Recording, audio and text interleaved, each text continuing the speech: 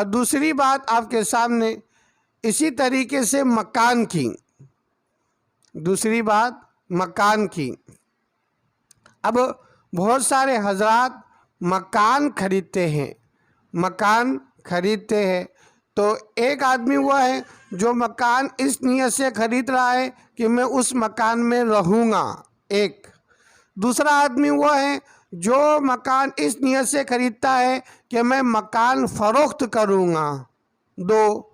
تیسرا آدمی وہ ہے جو مکان اس نیت سے خریدتا ہے کہ مکان خریدنے کے بعد وہ فروخت نہیں کرتا، نہ اس میں رہتا ہے، بلکہ اسے کرائے پر دیتا ہے، بلکہ اسے کرائے پہ دیتا ہے۔ تین آدمی، یہ بات سمجھیے۔ ایک آدمی مکان خریدا فروخت کرنے کے واسطے، دوسرا آدمی مکان خریدا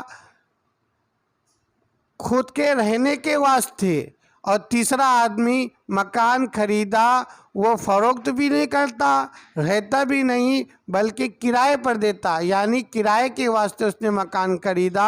اب زکوٰۃ کس پر واجب ہے، اس کی بھی آپ کے سامنے وضاحت کی جا رہی ہے، آپ بغور سماعت فرمائیں۔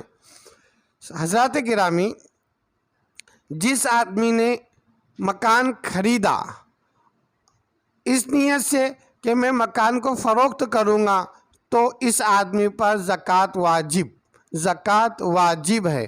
اب اس نے مکان خریدا ہے 5 لاکھ کا، زکوٰۃ کا وقت آیا تو اس وقت ریٹ دیکھا جائے گا، مکان کے کیا ریٹ ہے، مکان کی کیا قیمت ہے، اس وقت دیکھا جائے گا۔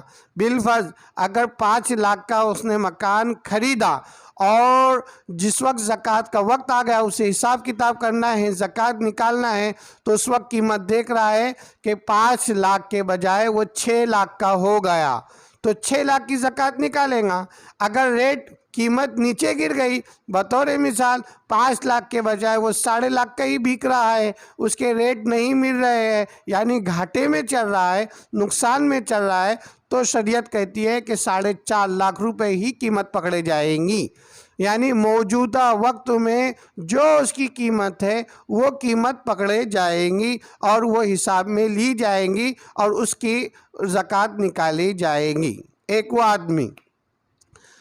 اب دوسرا وہ آدمی جس نے مکان رہنے کے واسطے خریدا ہے کہ بھائی میں نے مکان اس لیے خریدا ہے کہ میں اس میں رہوں گا یا میری اولاد اس میں رہیں گی وغیرہ، یعنی رہنے کے واسطے اس نے مکان خریدا ہے، تو اس پر زکوٰۃ واجب نہیں ہے، اس پر زکوٰۃ واجب نہیں ہے۔ تیسرا وہ آدمی جس نے مکان خریدا وہ رہتا بھی نہیں، نہ فروخت کرتا ہے، بلکہ کرائے سے دیتا ہے۔ اب سنیے، تیسرا آدمی جس نے مکان کرائے پر لگا دیا، وہ لوگوں کو کرائے پر دیتا ہے، تو اب زکوٰۃ مکان پر واجب ہے؟ اب سنیے حضرات گرامی، زکوٰۃ مکان پر واجب نہیں، بلکہ جو قیمت یعنی جو مہینے کا کرایہ آتا ہے اور جو کمائی وہ کماتا ہے، وہ کمائی کی زکوٰۃ نکالے گا۔ سمجھ گئے ہوں گے آپ میری بات اچھی طریقے سے۔ جو آدمی مکان کرائے پر دیتا ہے تو اس کے اوپر پورے مکان کے ریٹ لگا کر اس کی زکوٰۃ نہیں نکالنا ہے، بلکہ اس کے اوپر اس چیز کے زکوٰۃ واجب ہوں گی جو اس سے کما رہا ہے، یعنی جو بھی اس کا مہینے کا کرایہ آ رہا ہے اس کو زکوٰۃ دینا پڑے گا۔